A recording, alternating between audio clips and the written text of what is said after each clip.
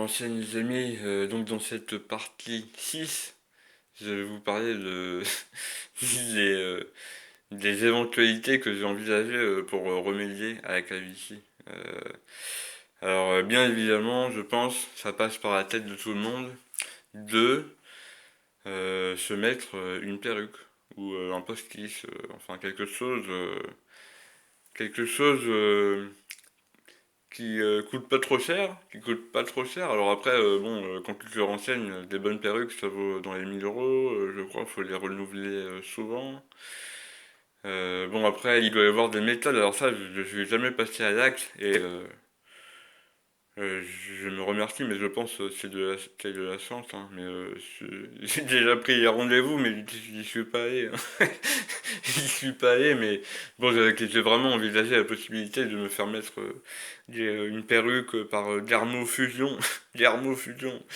Mais bon, il y avait toujours quelque chose au fond de moi qui me disait, mais attends, si tu veux aller nager, voilà, quand tu prends ta douche et tout, enfin voilà, c'est tout un tas d'emmerdes après. Au fond de moi, je me disais, je pense, mais est-ce que ça en vaut vraiment la peine? Est-ce que ça vaut vraiment la peine? Est-ce que, au final, ça peut pas être pire qu'avant. Enfin bon, je suis jamais passé à l'acte, mais clairement, bon, j'ai déjà acheté des perruques, mais des perruques pourries et je les ai jamais mises pour sortir dans la rue, quoi. Une fois, j'ai montré à mon frère et à mon cousin ce que ça faisait, parce que là c'était une belle perruque, mais ça faisait une coiffure vraiment, c'était pas portable dans la rue.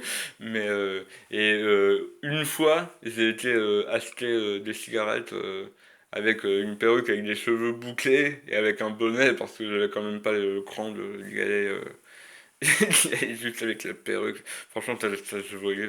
Après, on devient parano, hein. Après, t'imagines, si jamais il y a un coup de vent, hop, la perruque elle part. Et là, c'est vraiment ridicule, hein. Ok, avoir une calvitie, t'as toujours l'excuse que c'est naturel en fait, même si toi ça te fait souffrir et que les autres ça peut les faire rigoler parce que et malheureusement il y en a beaucoup qui rigolent du malheur des autres, hein. Mais ça, je sais pas, peut-être ça fait un peu partie de nous de se rassurer en regardant les autres. Ça, après c'est de la philosophie. C'est de la philosophie et d'ailleurs, alors j'en profite pour passer le bonjour à tous ceux qui ont traité de la question et qui ont essayé d'améliorer la vie de leurs semblables en faisant part de leurs réflexions par rapport à la calvitie. Du coup, j'ai, euh, je souhaite rendre un hommage particulier à celui qu'on appelle le curé des Minguettes, qui a participé et co-organisé la marche des beurs en 1983. Je crois qu'il dit pas de bêtises. C'est un homme qui s'appelle Christian Delorme. Et Christian Delorme qui a eu l'honneur de lui parler au téléphone. J'ai trouvé son numéro et franchement, ça on peut appeler ça la providence ou la chance ou on peut appeler ça la volonté du créateur même, tout est possible. Euh, En tout cas, moi d'avoir eu Christian Delorme au téléphone, ça a changé ma vie. Euh, Ça a changé ma vie parce qu'après, moi j'ai été parti sur la route avec ma tante pour les gilets jaunes.